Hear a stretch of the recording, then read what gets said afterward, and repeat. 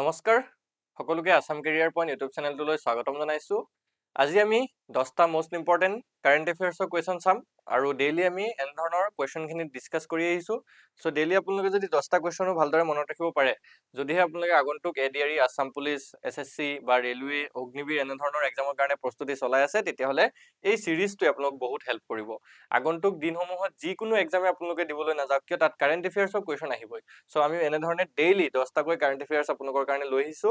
এটা 10 মিনিটৰ দীঘলীয়া ভিডিও নহয়। সো আপোনালোকে ভিডিওটো শেষলৈকে চাব। 10টা কুৱেশ্যন যদি ডেইলি মনত ৰাখিব পাৰে, বহুতখিনি কুৱেশ্যন আপোনালোকে ষ্ট'ৰ কৰিব পাৰিব। ঠিক আছে? সো আজি ক্লাছৰ ফাৰ্ষ্ট কুৱেশ্যনটো আমি যদি চাওঁ, ফাৰ্ষ্ট কুৱেশ্যনটোত কি কৈছে, who was elected as the new president of Myanmar.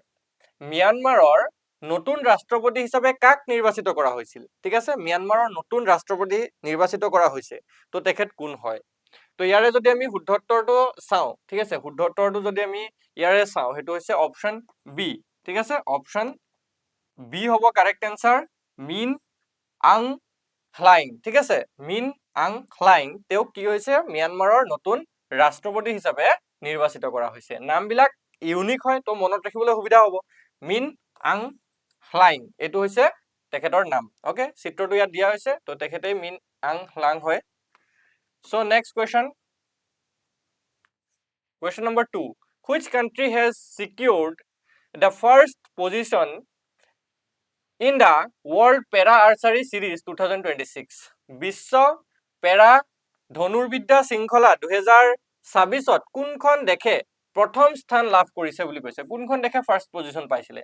South Korea নে ইণ্ডোনেছিয়া নে ইণ্ডিয়া নে থাইলেণ্ড? তো এইটো যদি আমি চাওঁ, এইটো হৈছে অপশ্যন সি, ইণ্ডিয়া। আমাৰ ভাৰতে বিশ্ব পেৰা ধনুৰ্বিদ্যা যিটো শৃংখলা 2026 আছিলে, তাত প্ৰথম স্থান লাভ কৰিছে। ওকে, ইণ্ডিয়াই ফাৰ্ষ্ট পজিশন লাভ কৰিছে। নেক্সট 3 নম্বৰ কুৱেশ্যনত কৈছে, which painting become India's most expensive? কোনখন চিত্ৰ ভাৰতৰ আটাইতকৈ ব্যয়বহুল হৈ পৰিছে? ঠিক আছে, কোনখন চিত্ৰ, এটা পেইন্টিং যিটো ৰিসেন্টলি কি কৰা হৈছে, বিশ্বৰ ভিতৰত, পৃথিৱীৰ ভিতৰত আটাইতকৈ মূল্যৱান বা ব্যয়বহুল হৈ পৰিছে, সেই পেইন্টিংটো কি হয়? শকুন্তলাৰ পেইন্টিং নে যশোদা আৰু কৃষ্ণৰ পেইন্টিং নে কি দময়ন্তীৰ পেইন্টিং নে নায়াৰ লেডি? তো এইটো হৈছে option B, Yashoda and Krishna. ইয়াত চিত্ৰটো দেখাই থৈছে নহয়, যশোদা আৰু কৃষ্ণ।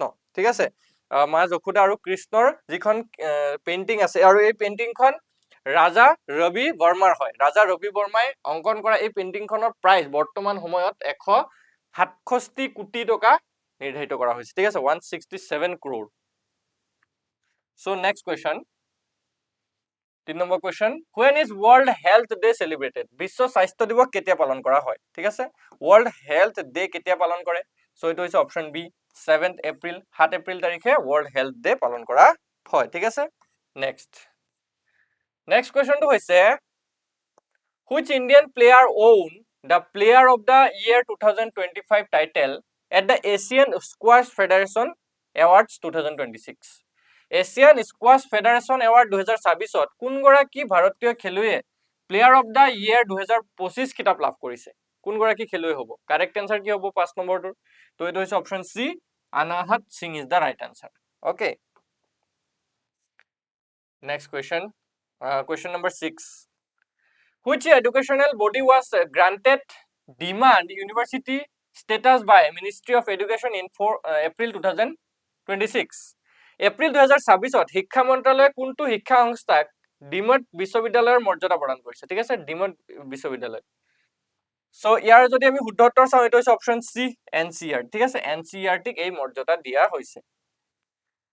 নেক্সট কুৱেশ্যনটো আমি যদি চাওঁ, where has India's first coal to ammonium nitrate project started?